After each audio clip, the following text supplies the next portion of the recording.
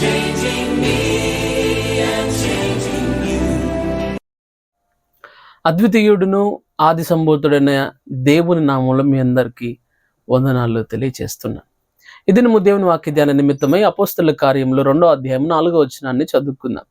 బహుశా అపోస్తల కార్యం 2వ అధ్యాయం గురించి క్రైస్తవ ప్రపంచంలో అంటే క్రైస్తవ ఫౌండేషన్లో ఈ ఒక వాక్యాలు తెలియని వారు చాలా మంది ఉండరు అని నా యొక్క నమ్మకం.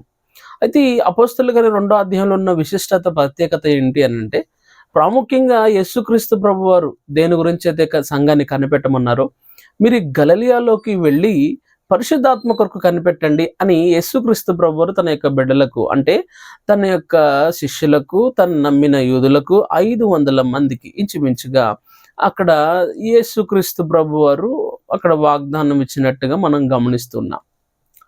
వీరు కూడా దేవుడు చెప్పిన మాటకు లోబడి కనిపెట్టడం కొరకు ఒక మేడగదిని ఎంచుకుని, ఆ మేడగదిలో దాదాపు 120 మంది వారందరూ కలిసి ప్రార్థన చేస్తూ ఉన్నారు. ఒక చక్కటి ప్రార్థన.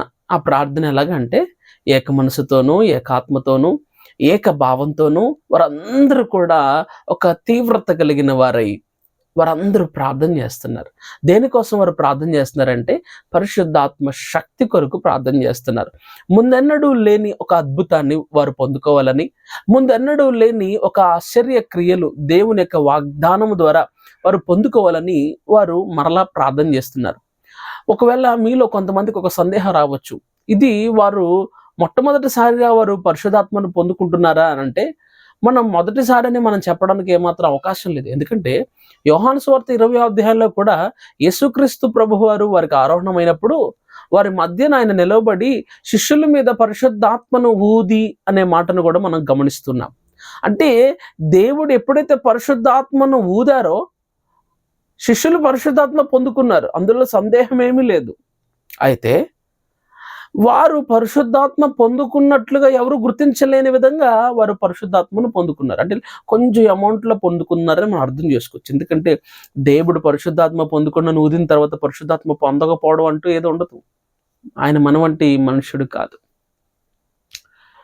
120 మంది అందరూ కూడా పరిశుద్ధాత్మ కొరకు మేడగదిలో ప్రార్థన చేస్తూ ఉన్నారు. ఏక మనస్సుతో, ఏకాత్మతో, ఏకభావంతో, ఒక తీవ్రత కలిగిన వారి ప్రార్థనలకు అక్కడ తలకిందులు అయిపోయే విధంగా, భూకంపం వచ్చే విధంగా వారు ప్రార్థన చేస్తున్నప్పుడు అప్పుడు అకస్మాత్తుగా ఒక బలమైన గాలి వంటి ధ్వని ఆకాశము నుండి అకస్మాత్తుగా వారున్న ఇల్లంతయు నిండెను. అగ్ని జ్వాలలు నాలుకలుగా విభాగింపబడి వారిలో ఒక్కొక్కరి మీద పరిశుద్ధాత్మ వ్రాలగా వారు అన్య భాషలతో మాట్లాడసాగిరి. వారందరూ పరిశుద్ధాత్మతో నిండుకొనిన వారైరి అనే మాటను మనం గమనిస్తున్నాం. కొంతమంది కాదు, కేవలం శిష్యులు, స్త్రీలు, ఆత్మ తీవ్రత కలిగిన వారు. అక్కడ సెగ్రిగేషన్ అనేది, సపరేషన్ అనేది, సెగ్మెంటేషన్ అనేది లేదు. అందరూ, there is no separation, there is no segmentation and there is nothing portion will not having holy spirit in the upper room. అంటే పరిశుద్ధాత్మ పొందుకోలేని వారు ఎవరు లేరు అక్కడ. 120 మంది పరిశుద్ధాత్మను పొందుకున్నారు. ఇరున్న సంఘాల్లో చూడండి ప్రియులారా, ఆరాధన అన్నప్పుడు కేవలం ఎవరైతే ఆరాధన చేస్తున్నారో వాళ్ళే పొందుకుంటున్నారు. కారణం ఏంటంటే నీలో ఉన్న తపన, నీలో ఉన్న ఆ ప్యాషన్, నీలో ఉన్న జీల్, నీలో ఉన్న ఆసక్తి, నీలో ఉన్న దేవుని పట్ల నీకున్న భయం, భక్తి, అవన్నీ కూడా పరిశుద్ధాత్మను పొందుకోవడానికి నీకు అవసరం అవుతాయి. నువ్వు అలాగ ఉండాలి. అందుకని బైబిల్ చెప్తుంది, నువ్వు దేవుని మందిరానికి వెళ్ళినప్పుడు నీ ప్రవర్తన జాగ్రత్తగా చూచుకోనమని. ఎందుకంటే దేవుని మందిరం ఆషామాషిగా ఉండడానికి వీల్లేదు. వారందరూ పరిశుద్ధాత్మ పొందుకోవడానికి కొన్ని విషయాలు, అంటే పరిశుద్ధాత్మ వారి మీద రాకముందు కొన్ని విషయాలు జరిగాయి. అవేంటి అని అంటే, ఒకటి బలమైన గాలి. అంటే లేఖనాల్లో మనం గనుక చూస్తే గనుక పాత నిబంధనలో, క్రొత్త నిబంధనలో కానీ పరిశుద్ధాత్మ ఉనికిని తెలియచేసేదిగా ఒక గాలిని మనం గమనిస్తున్నాం. అన్ని సందర్భాల్లో కాదండి, కొన్ని సందర్భాల్లో మాత్రమే. అండ్ రెండవదిగా ఒకటి గాలి, రెండవదిగా బలమైన గాలి, ఆకాశం నుండి ఒక ధ్వని, ఒక సౌండ్. హల్లెలూయా. ఒక్క సౌండ్ని మనం గమనిస్తూ ఉన్నాం ప్రియులారా. మొదటగా ఏమొచ్చింది? మంచి గాలి, ఒక బలమైన గాలి, ఒక ఫోర్స్‌బుల్ ఎయిర్ వచ్చింది. రెండవదిగా ఏమొచ్చింది అనంటే ఒక సౌండ్ వచ్చింది, ధ్వని ఆకాశం నుండి. మూడవది ఏమిటి అనంటే అక్కడ అగ్ని. 3 విషయాలు గమనిస్తున్నాం. ఒకటి గాలి, ధ్వని, అగ్ని. గాలి, ధ్వని, అగ్ని. ఈ మూడింటి కలయిక అగ్ని జ్వాలలు నాలుకలుగా విభాగింపబడి, నాలుకలంటే టంగ్స్, వారందరి మీద వ్రాలుగా వారందరూ కూడా వారి భాషలు మాట్లాడడం ప్రారంభించారు. ఎప్పుడైతే పరిశుద్ధాత్మ అగ్ని అనుభవాన్ని లేదా అగ్నిని వారిని టచ్ చేసిందో, అగ్ని వాళ్ళు టచ్ చేస్తే వాళ్ళు కాలిపోయారండి అని కొంతమంది వాక్యం తెలియని అజ్ఞానులు మాట్లాడచ్చు.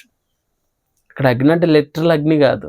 ఈ అగ్ని ఒక ప్యూరిఫికేషన్కి, ఈ అగ్ని ఒక శుద్ధతకు, ఈ అగ్ని పరిశుద్ధాత్మ అగ్నికి సాదృశ్యంగా ఉంది. సరిగ్గా బాప్తిస్మం ఇచ్చే యోహాను కూడా, నేనైతే నీళ్ళల్లో బాప్తిస్మం ఇస్తున్నాను కానీ నా వెనుక వచ్చేవాడు నీ అగ్నిలో బాప్తిస్మం ఇస్తాడు అని బాప్తిస్మం ఇచ్చే యోహాను చెప్పకనే చెప్పాడు. అంటే జరగబోయేదాన్ని ముందుగానే ఎరిగి ఉన్నాడు బాప్తిస్మం ఇచ్చి యోహాను. నేనైతే నీళ్ళల్లో ఇస్తున్నాను కానీ నా వెనుక వచ్చేవాడు అగ్నిలో బాప్తిస్మం ఇస్తాడు. అవును ప్రియులారా, ఈరోజు సంఘానికి కావాల్సింది ఏమిటి అనంటే పరిశుద్ధాత్మ అభిషేకం. ఆ అభిషేకమే నిన్ను క్రీస్తు కొరకు నిలబడే విధంగా, ఆ అభిషేకమే క్రీస్తు కొరకు రొమ్ము విడిచి నీవు మరణాన్ని కూడా లెక్క చేయని విధంగా ఆ అభిషేకం నిన్ను నిలబెడుతుంది. ఆ అభిషేకమే నీకు ఒక ఆత్మవరాన్ని, ఆ అభిషేకమే ఒక కృపావరాన్ని, ఆ అభిషేకమే దేవుని కొరకు దేవుడిచ్చిన తలాంతును సంఘములో సమాజములో సాక్ష్యముగా దేవుని కొరకు నమ్మకంగా బ్రతకడానికి దేవుడు నీకు పరిశుద్ధాత్మను అనుగ్రహిస్తాడు. ప్రియవాక్యం వింటున్న దేవుని బిడ్డ, పరిశుద్ధాత్మను పొందుకున్నావా? ప్రియ సహోదరుడు, ప్రియ సహోదరి, ఆత్మ లేనివాడు నా వాడు కాదు అని.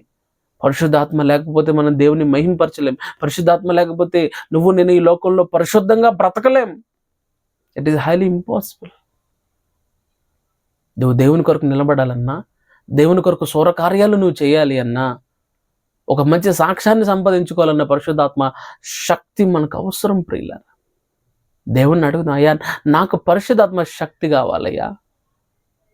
ఆ పరిశుద్ధాత్మ శక్తి ద్వారా విద్య లేని పామరులు శాస్త్రులైన పరిచయులతో వీరు విద్య లేని పామరులు కదా అని ఆలోచింపచేసే విధంగా మాట్లాడారు పేతురు, పౌలు, బర్నబాలు.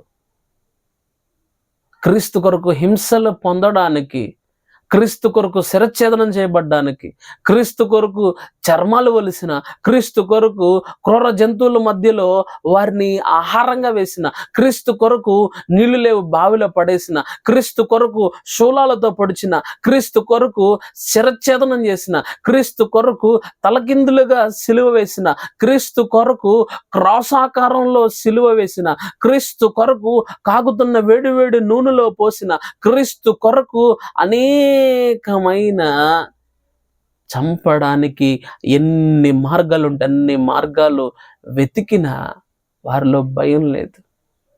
బ్రతుకుట క్రీస్తే, చావైతే లాభమే అన్నాడు పౌలు. సంఘాన్ని హింసించే పౌలు దేవుని ఆత్మచేత నింపబడినప్పుడు దేవుని కొరకు ఎంతటి మరణానికైనా సిద్ధపడ్డాడు. చెయ్యని తప్పుకు జైల్లో ఉంటూ కూడా, జైల్లో ఉన్నాను కదా అని సతికెళ్ళబడలేదు. అక్కడ పత్రికలు రాస్తున్నాడు. పౌలు సెలవుల్లో ఉన్నప్పుడు, చెరసాల్లో ఆరాధన, ఒంటరిగా ఉన్నప్పుడు పత్రికలు రాయడం, వాటిని వేరే వారి ద్వారా సంఘాలకు అందజేయడం. గమనించండి ప్రియులారా, 24 గంటలు ఎంత సమయాన్ని కూడా వ్యర్థం చేయలేదు వాళ్ళు. కారణం ఏంటంటే పరిశుద్ధాత్మ శక్తి. వాక్యం వింటున్న నీ జీవితంలో are you fill by the holy spirit? నీవు పరిశుద్ధాత్మ చేత నింపబడ్డావా?